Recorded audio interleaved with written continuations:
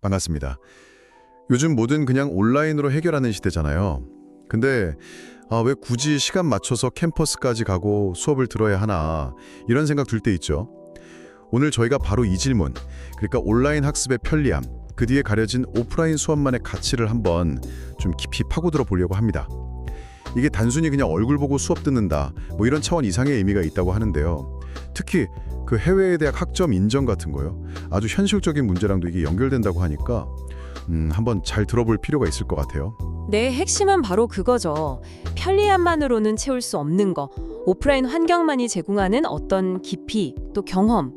이게 과연 뭘까 하는 건데요. 생각보다 그 차이가 클 수 있습니다. 자, 그럼 바로 본론으로 들어가 볼까요? 오프라인 수업하면 역시 가장 먼저 떠오르는 게 교수님이나 다른 학생들하고 직접 소통하는 거잖아요. 근데 이게 그냥 말 빨리 주고받는다 뭐 이런 거 이상이라는 거죠. 아, 네, 그렇습니다.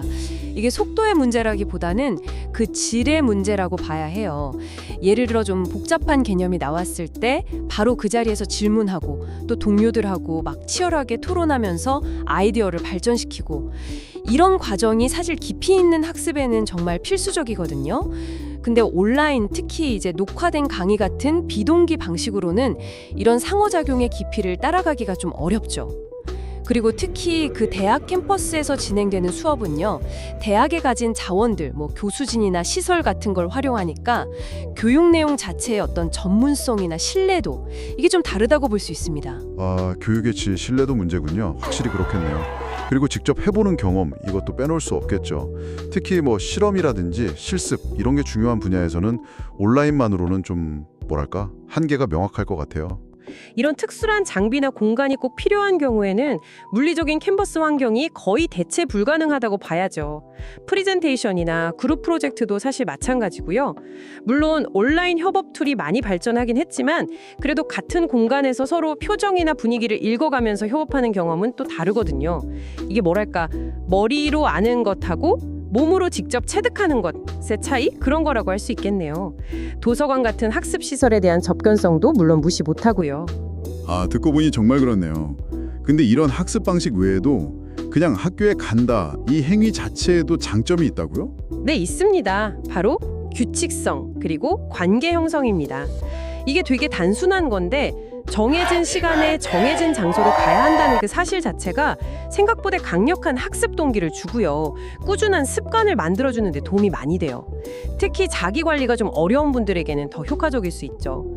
그리고 캠퍼스에서 동료나 선후배들하고 자연스럽게 어울리면서 만들어지는 인맥들, 또 뭐 같이 동아리 활동하는 경험들, 이런 것들은 단순한 지식 습득 그 이상의 어떤 사회적 자산이 되는 거죠. 아, 그런 경험들이 결국 나중에 사회생활의 어떤 밑거름이 된다, 이런 말씀이시군요. 자, 그럼 이제 가장 현실적인 문제로 한번 넘어가 보죠. 바로 학점 인정 문제입니다. 특히 해외 대학 진학할 때요.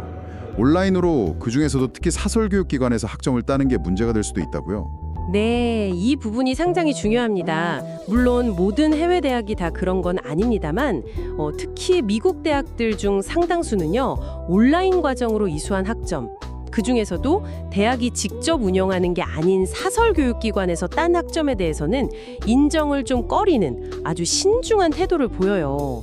이게 설령 국내 교육부에서 평가 인정을 받은 학점 운행제 과정이라고 할지라도 말이죠. 여기서 이제 학점 운행제라는 게 정규대학 외의 기관에서도 학점을 따서 인정받는 제도인데 이게 국내 인정과는 별개로 해외에서는 평가 기준이 또 다를 수 있다는 겁니다. 아, 국내에서 인정받는 거랑 해외에서 인정받는 건 별개다, 이 말씀이시군요. 근데 왜 그런 경향을 보이는 걸까요? 이유가 뭘까요? 아무래도 교육의 질 관리 문제, 그리고 신뢰도 문제 때문입니다. 해외 대학들은 학점을 인정해 줄 때 해당 교육기관의 어떤 명성이나 교수진의 수준, 수업 방식, 또 평가가 얼마나 엄격하게 이루어지는지 이런 것들을 좀 종합적으로 보거든요. 그러다 보니 대학 캠퍼스에서 정규 교수진에게 직접 얼굴 보면서 대면으로 수업을 듣고 평가를 받았다. 이 사실 자체가 일종의 품질 보증처럼 여겨지는 경향이 있는 거죠. 그래서 대학 부설, 그러니까 해당 대학이 직접 운영하거나 아주 긴밀하게 연계된 그런 학점 운행제 기관에서 오프라인으로 수강한 학점이 그냥 독립적인 사설 온라인 기관의 학점보다는 인정받을 가능성이 상대적으로 높은 게 현실입니다. 이게 이제 대학 총장 명의 학위냐, 교육부 장관 명의 학위냐와도 좀 연결되는 지점이죠. 그렇군요. 단순히 이게 온라인이냐 오프라인이냐의 문제를 넘어서 어떤 기관에서 또 어떻게 공부했는지가 관건이 되는 거네요. 네, 정확합니다. 따라서 만약 유학, 특히 미국 대학 진학 같은 걸 염두에 두고 계시다면 학점을 어떤 방식으로 취득할지 또 그 교육기관의 성격이 어떤지를 아주 신중하게 고려하셔야 합니다. 국내에서 인정받는지 여부와는 별개로 내가 가려는 목표 대학의 학점 인정 정책을 미리 꼼꼼히 확인하고 가능하다면 대학 캠퍼스를 기반으로 한 오프라인 수강 경험을 쌓는 것이 유리할 수 있다. 이 점을 꼭 기억하셔야 합니다. 네, 오늘 이야기를 쭉 정리해보면 온라인 학습이 분명 편리하고 효율적인 면이 있죠.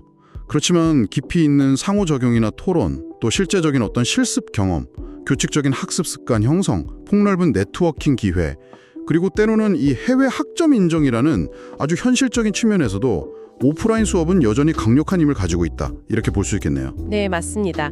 어느 한쪽이 절대적으로 더 좋다, 우월하다 이렇게 단정하기는 어렵고요. 각자의 장단점이 뚜렷하다고 봐야겠죠. 정말 중요한 것은 당신의 학습 목표가 무엇인지, 또 본인의 성향은 어떤지, 그리고 현재 처한 상황은 어떤지 이런 것들을 종합적으로 고려해서 어떤 방식이 나에게 더 적합할지 판단하는 것일 겁니다.